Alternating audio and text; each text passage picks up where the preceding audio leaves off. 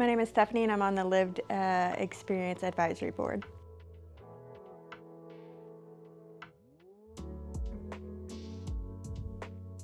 So I really just give my experience, and I think that's the whole purpose of it. Bring my experience and how my experience can help other people with some of the decisions that they're making, and they want to be able to help, you know, real life people, and so we just really give our thoughts.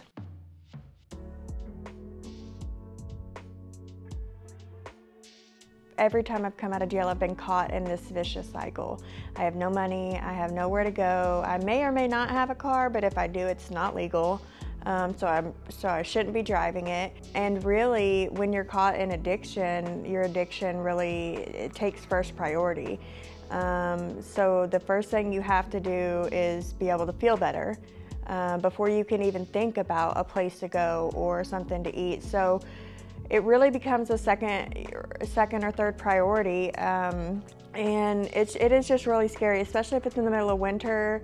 You may or may not have gone in with a coat or proper clothing, depending upon how long you were. You know, I've been in there. I've gone into jail in the summer and come out in the winter. Got released from jail in a mini skirt and high heels. So it's just really, and generally by then, you know, if you don't have family support, then you literally go out on the streets. And I have kids, so immediately it's the struggle to find, to hustle up enough money to get us a hotel room just for the night, and it's just a vicious cycle that is almost impossible to get out of.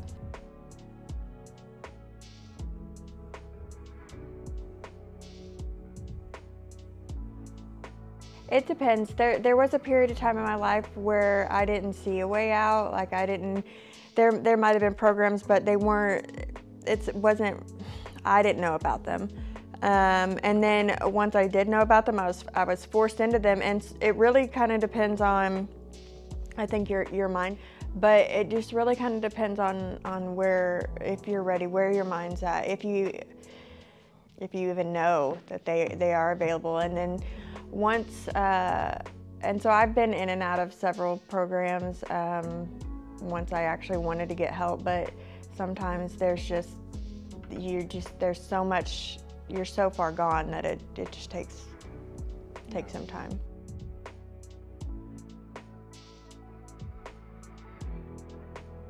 So it became such a vicious cycle. My children got removed from my care. I was lucky enough to have a car, and so when I got out, I lived out of my car for a while, couch surfed, and I think that finally, like, I had enough.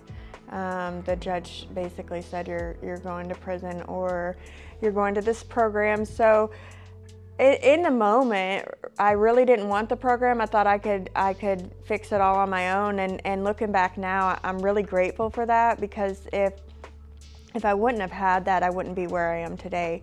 And it was just so scary, having to feel like that you're signing, you know, a lot of your rights away but it was scary. So which program was that? Women in Recovery. Okay. Yeah. So I'm really grateful for it now, and having that support system where they've thought of things that I could have never thought of, and it helps you grow, and it helps you fix all areas of your life. Just really changed my outlook, or my opportunities. So they, like, pretty much having a place to go with any help that you need, and they have services right there.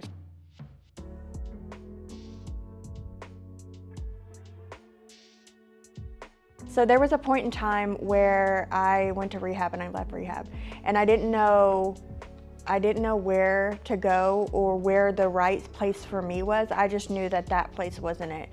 So when I left, the only place I had to go was back to people that were using, but I wanted so badly to get out. And at that point, I didn't have an open case or a current case, so that wasn't an issue. I just knew that I was struggling and that I had nowhere to go. And I think there's not a lot of places that can house women with children. There's a couple, and they only serve, they only have room for, I know of one that serves 24 families and one that serves 12, but outside of that, like if you have your children and you're struggling and you're a single mom, there's not a lot of options for you. I was blessed to eventually, several years later, to be able to get into one of those programs, and I'm still in it today, and it's absolutely life-changing. It has literally allowed me to heal and fix my life and become the best mother for my kids. But unfortunately, there's so many women that I serve today, that I help today, that just there's not enough available space for them, and so they're forced to either stay back out on the streets and continue in that vicious cycle, or give their kids to family members, or whatever that may look like. So there's just not a lot of housing options.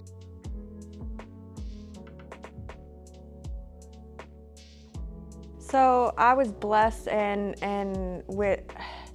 it took having recommendations from other programs in order for me to get help from some programs, just because there's just such a great need for these programs and for this help. There's so many women and people in the same situation that are caught in these vicious cycles, that the great and amazing programs we have today just can't assist everyone.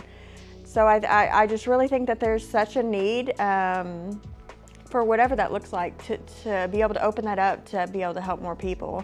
And there's a lot of people that don't even try, or because they've gotten maybe closed doors before, and so they just don't even try to.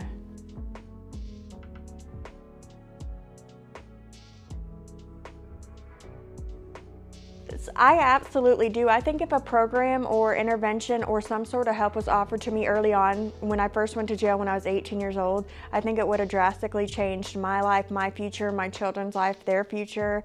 I think I would have had the ability to see that the path that I was on was not okay, and that there was a way out. Because I spent most of my adulthood every single day honestly feeling that there was absolutely no way out, and that I had no choice but to continue doing what I was doing. So I went to jail more than 20 times before I was offered a program that would help. I definitely think that that's something that needs to happen, because there is a way out. There is hope. There is hope for you and for your children, and the ability to be able to break those generational curses. There is hope.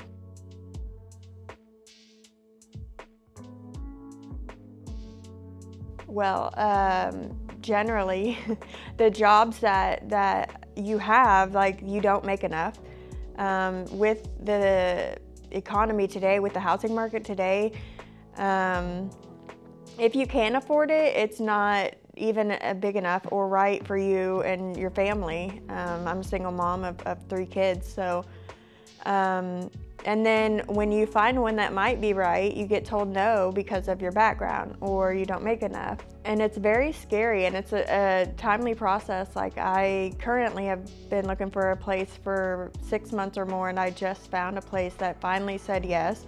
So luckily I'm in a spot now to where I'm okay, and I could take that time, but if I couldn't take that time, 6 months, to find a new place to live, it's just overall, it's very scary.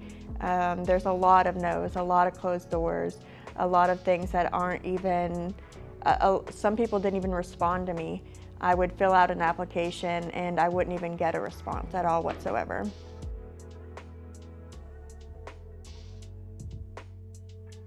Getting my kids back definitely was a struggle, and it took a very long time. I lived in a transitional living when it happened, but it took me a while to be able to get into the transitional living. So even though I was off of drugs and I was working and I was doing all of the right things, the lack of housing prevented for me to be able to get them back when it was time.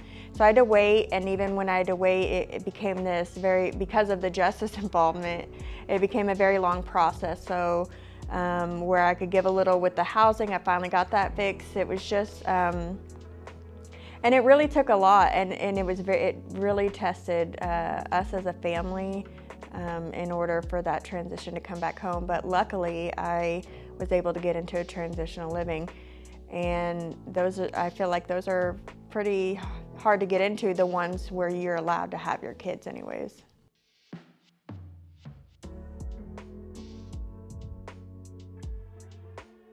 I feel like the homelessness struggle and the justice involvement struggle, it affects everyone. Our crime rates go up. I mean, and it's not going to solve itself. It's an issue, and it's getting worse, and it's getting bigger, and these people need help, and they're not horrible people. They're just stuck in a vicious cycle that they see no way out of. And I honestly feel like it's going to take the city as a whole to put a stop to this, or at least decrease it. And it's on the rise right now, and it's getting colder, and that's going to make things worse. And I really just feel like it's going to continue to spiral out of control until there's a lot of hands, a lot of help. Unfortunately, this is Tulsa as a whole's issue. It's not, oh, these people are just bad. It's going to take everyone.